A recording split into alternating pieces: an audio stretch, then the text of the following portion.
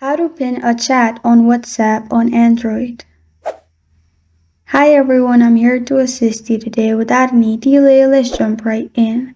First, open WhatsApp on your device. Make sure you have logged into your account.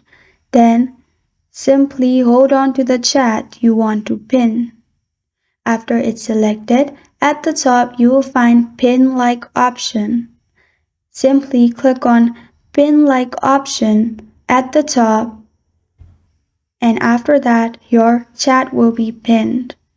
After you pin the chat, even though if you'll get messages, this chat will be on the top. And this is how to pin a chat on WhatsApp on Android.